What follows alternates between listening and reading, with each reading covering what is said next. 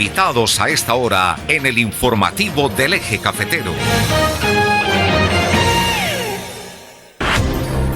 Y ya saben que hay un número de teléfono fijo para que nos llamen en el momento que quieran participar de la sección, de las entrevistas igualmente. 606-342-1050, está la línea de WhatsApp también, el 328-28-1752, 328-28-1752 para los audios y mensajes. Estamos en Risaralda TV en vivo y en directo, canal de televisión online, en redes sociales para Colombia y el mundo, y a través de Qué Buena 92.1 FM, la emisora en Dos Quebradas. Está Julián Chica Cardona, escritor, gestor cultural, secretario de la Academia Caldense de Historia, y Gilberto Cardona López, que es músico, ingeniero industrial, profesor universitario, gestor cultural igualmente. Así que los saludo a los dos, buenos días y los dejo para esta importante sección. Muy buenos días, Álvaro, un saludo para el doctor Germán Aguirre y a los colaboradores en el Control Master. Un saludo para el maestro Gilberto Cardona López, historiador, escritor, una de las personas que de primera mano puede referirnos o conducirnos por este tema que pretendemos hoy. Es hablar de las colonias extranjeras en el Eje Cafetero, específicamente en Pereira y Dos Quebradas.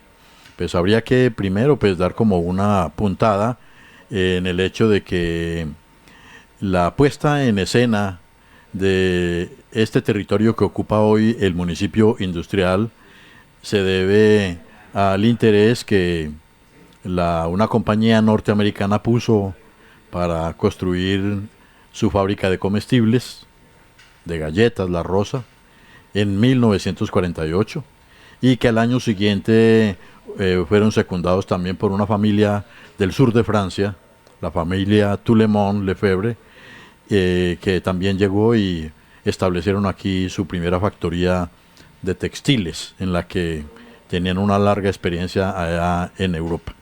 Esa es una prueba de cómo la presencia extranjera con sus capitales ha contribuido directamente en el desarrollo de la zona. Sin embargo, también hay que abonar el hecho, Gilberto, de que la presencia de estos inversionistas norteamericanos y franceses, cada uno por separado, antes de llegar a Dos Quebradas, llegaron fue a Pereira. Allí fueron recibidos en Pereira por las personas más conocedoras y con un amplio reconocimiento como empresarios y como líderes empresariales, de modo que me parece muy pertinente tocar ese tema aquí ahora respecto a las colonias. Gilberto. Buenos días a todos. Realmente es mucho lo que los risaraldenses tenemos que agradecer a personajes extranjeros que vinieron con sus familias a radicarse en este territorio y que desde finales del siglo XIX han dejado una huella en todas nuestras conurbaciones y un bello recuerdo en nuestras casas. Quisiera mencionar, por ejemplo, que el primer trazado de la ciudad de Pereira fue hecho por un inglés, el inglés Fletcher. Claro, súbdito de la corona Sí. de Victoria. Y pues, ¿qué mayor contribución que esa, no? O sea que debemos ese desarrollo inicial de la conurbación Pereira a este inglés. Posteriormente vino un alemán que se llamaba William Posner. Él era urbanizador y fue el fundador del barrio Berlín en Pereira. Para mejores señas, el nombre, ¿no? Sí, alemanes, Enrique Wolf, Enrique Dreus, Enrique Villas, Daniel Pace, son también abuelos, digamos, de varias generaciones que todavía se conservan en Pereira haciendo empresa y que siempre tuvieron una mirada hacia nuestra tierra como si fueran hijos nacidos aquí, participando en toda serie de campañas cívicas, ecológicas, participando en las juntas de progreso para la región. Sin embargo, Gilberto, mire de qué manera la política internacional y la presión estadounidense creó un episodio triste para esa comunidad, porque en 1942, en plena Segunda Guerra Mundial, la presión que había desde el fuerte Gulich, que era el Comando Sur de los Estados Unidos ubicado en Panamá, ordenaron encerrar en campos de concentración a los alemanes que habían en Manizales, Santa Rosa, Pereira, y allá fueron a dar a Fusagasugá, que tiene ese capítulo pues que no se ha trabajado, no se ha estudiado, y que en cierta manera es escandaloso, porque las personas que estaban aquí no tenían el más mínimo interés de guerra, ni estaban precisamente era construyendo patria en otro lugar. Sí. Realmente les destruyeron casas, ¿no? Hubo algunos que fueron desterrados. Claro, les quitaron ferreterías, joyerías, almacenes. Sí. Hay que recordar también en Pereira la familia Dissington. Ellos fundaron en Pereira la fábrica de la Garantía, que fabricaba medias, tejido de punto, y que fue muy grande, que generó mucho empleo. Ahí en la 22 con Cuarta se conserva ese inmenso local. Creo que hoy en día es una farmacia o una distribuidora de medicamentos, pero durante muchos años esa empresa de la Garantía, que existe pero en otras ciudades del país, porque también es de las empresas que se fueron en el periodo de desindustrialización de la región. Esa empresa, acompañada también de un señor que se llamaba Edmond Sakur y Yamir Seman, ellos fueron gestores empresariales en Pereira. De Italia vino una familia Bellini, que es como la precursora de las pastelerías en Pereira. Lucerna y eso. De todas esas pastelerías, aunque después la tomaron los suizos. Pero ellos fueron los primeros que le enseñaron a la gente a hacer postres y pasteles y bueno, vendieron esa cultura en la ciudad. Los Einstein, que tenían las fábricas metálicas, fábricas de bicicletas, de triciclos, de camas metálicas que eran en esa época, ¿sí? Vino después una colonia judía muy importante, que son los Brostein, los Wolf, los Spiegel, ¿sí? Ellos fueron y seguirán siendo gente de empresa en Pereira.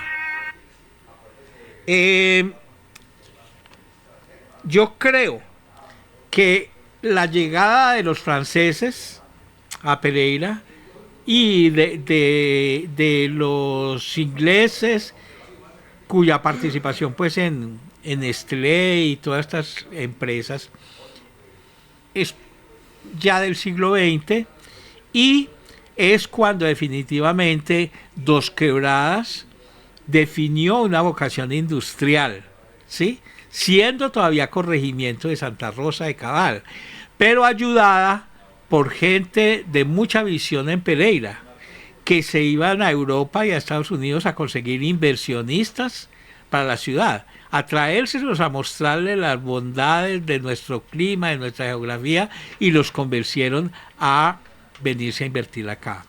Está pues ese caso muy importante de La Rosa, cuyos empleados terminaron casándose aquí en Pereira, conformando familias con gente de Pereira, y hoy en día sus nietos son como esas colonias que van y vienen, ¿sí? Y que siguen participando en Pereira. Está el caso de papeles también, de papeles nacionales, con los canadienses. Claro, los canadienses. Está la presencia de cartones y papeles de Risaralda, con Abraham Levy y doña Alicia Apple. Y los Cadena, ¿no? Y los Cadena, que claro, es una de las subsidiarias más grandes de esa compañía inglesa. Entonces ahí ve uno, Gilberto, que hay un contingente muy interesante de personalidades, que es el que hace posible materializar el proyecto del Club Campestre. Sí. Que se constituye por escritura pública en 1935 y encuentra el primer lugar donde asentarse, que es el Plan de la Víbora, que era de don Abel Franco. Sí. De modo entonces que sí había personajes, socios potenciales con un conocimiento muy vasto del mundo y cómo la calidad de los servicios que se podían ofrecer ahí en ese club, además de ser un centro del pensamiento, estarían al nivel de los demás clubes. Sí, hay un caso muy curioso. Cuando se empezaron a crear las empresas de curtimbres en Pereira, trajeron un asesor ruso. Se llamaba Nicolás Orlov. Era un conde ruso. Y él fue el que enraizó, digamos, aquí esa cultura también de tener las fábricas de curtimbres que todavía las tenemos en Pereira. Una y mira otra cosa, y es que leyéndonos las crónicas de la prensa de esa época, encuentra que llegaron a tener una receptividad a los pereiranos con la presencia de estos extranjeros tan notable, que llegamos a tener un personero italiano, Alberto Tentori, fue personero del municipio en un periodo en el que los municipios, el personero, que era representante del Ministerio Público, era el propietario del municipio, era el que compraba los bulldozers, las volquetas, el que compraba los terrenos, era el que tenía el fuero para afectar directamente o mejorar el patrimonio de la entidad territorial del municipio. Encuentra uno crónicas en las que el señor Alberto Tentori paga una publicidad dándole las gracias a Pereira, gracias a este territorio por el recibimiento, porque él con su familia se va a trasladar a Buenos Aires, Argentina, porque pues allá también debe realizar otras actividades.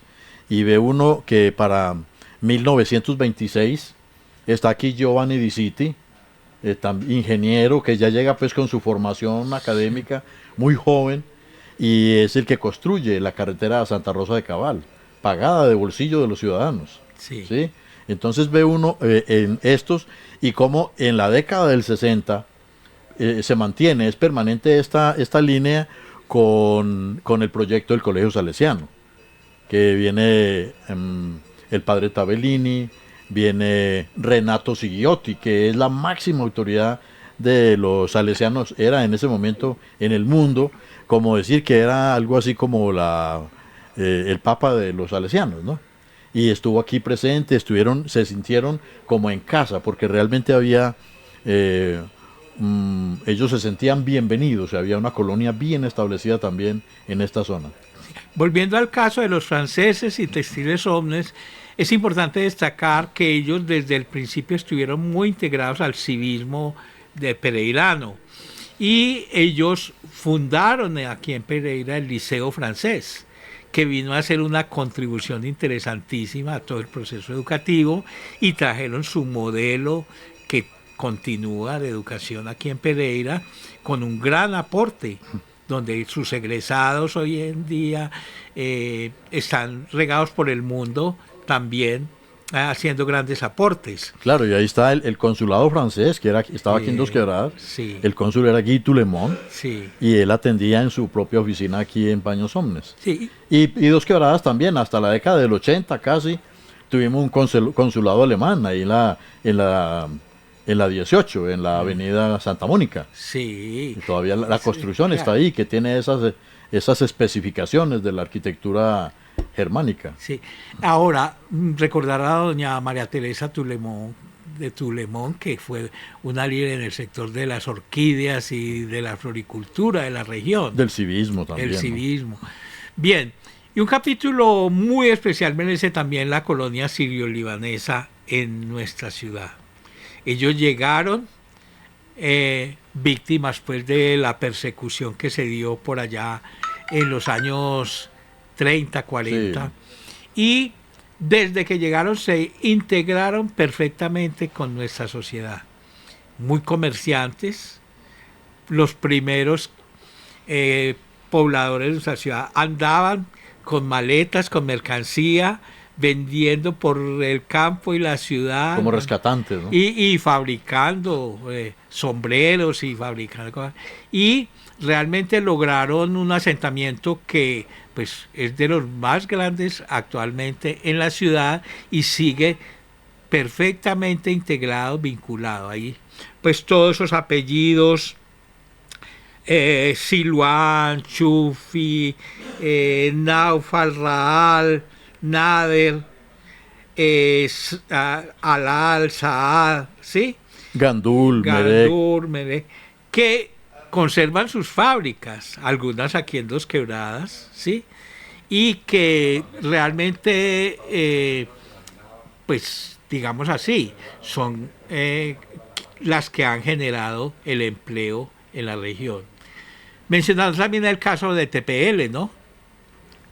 De ABB, que se ha convertido en una exportadora desde Dos Quebradas a muchos países al mundo, claro, del mundo de los transformadores, y que realmente posibilitó también en una época un gran desarrollo de la industria electrónica aquí en Dos Quebradas. Desafortunadamente esa sección de la electrónica no fue tan apoyada y terminaron desplazándose hacia otras ciudades, pero ellos fueron precursores de todo eso. El caso, por ejemplo, de las carrocerías, ¿cierto? De las busetas y todo, que más tarde desembocaría en las alianzas con los brasileros para buscar de Colombia, ¿sí? Para la fabricación de los buses articulados, para los transportes masivos de las ciudades de Colombia, también fueron agenciados y iniciados por gente de aquí de la región, con mucho estímulo de los extranjeros para hacer inversión. Les creyeron desde un principio. Sí, ahí encontramos, ahora que usted menciona el asunto del sector eléctrico, ese ejemplo tan pues digno de ser emulado por parte de los industriales que ya estaban reconocidos y estaban establecidos en esta zona, de tomar la iniciativa de construir por su propia iniciativa la línea de 33.000 voltios. Eso me parece que es un puntazo muy importante para pasar a un siguiente nivel el sector industrial en este territorio. En los casos de Valer y Nicol, la participación de los americanos en la comercialización de sus productos, fundamental. Realmente Valer llegó a ser un emporio de las prendas de vestir en Estados Unidos, y Nicol continúa todavía con sus almacenes y sus comercializadoras en Estados Unidos. De tal forma que ha sido un ir y venir que nosotros debemos reconocer y reivindicar y aprovechar, como empezar a recoger en qué forma realmente todo el producto de esos desarrollos ya le da a Dos Quebradas un tamaño, ¿sí? Un volumen de negocios, como para que tenga otros espacios donde ellos puedan llegar a invertir. Claro. Entonces esta es como una mirada de pasón sobre cómo la presencia extranjera estuvo marcada en esta zona por líderes, por individuos que eran líderes donde estaban, y por circunstancias de macroeconómicas o de otro tipo que no podían ellos manejar, encontraron un segundo hogar en Colombia. Y es muy bueno saber eso, porque es que las empresas exitosas, la industria exitosa no cayó del cielo. Hay personas que estuvieron ahí, que pusieron su vida, que arriesgaron su capital, que pusieron todo su empeño, y a la larga eso repercutió en la construcción de una sociedad. De modo que con este abrebocas, digamos, que podría darnos paso a otros temas también pertinentes, queríamos hacer como ese pasón sobre esa parte de la historia. Cada una de esas industrias es una historia. Yo invitaría a los estudiantes de las facultades de ingeniería comercial, industrial, que se interesaran en hacer sus trabajos de grado sobre cada una de esas industrias y la llegada de los extranjeros a nuestra región, la generación de empleo, la inversión en nuestra región. Correcto. Entonces ya el tiempo es inclemente en radio, pasa fugaz, rápido. Y hasta aquí llegamos. Le agradecemos a nuestros radioescuchas y televidentes seguir en este programa que ya hemos escuchado en la calle, que dice, los escuchamos, sí, vea, muy agradable, muy bueno, continúen. ¿No? ¿Vienen la próxima semana? Sí, claro que sí, bueno. La próxima semana continuamos. Álvaro, el micrófono es suyo. Muchas gracias, gracias a Julián Chica Cardona, a Gilberto Cardona López. Vamos a ir a la pausa en el informativo del Eje Cafetero. Regresamos.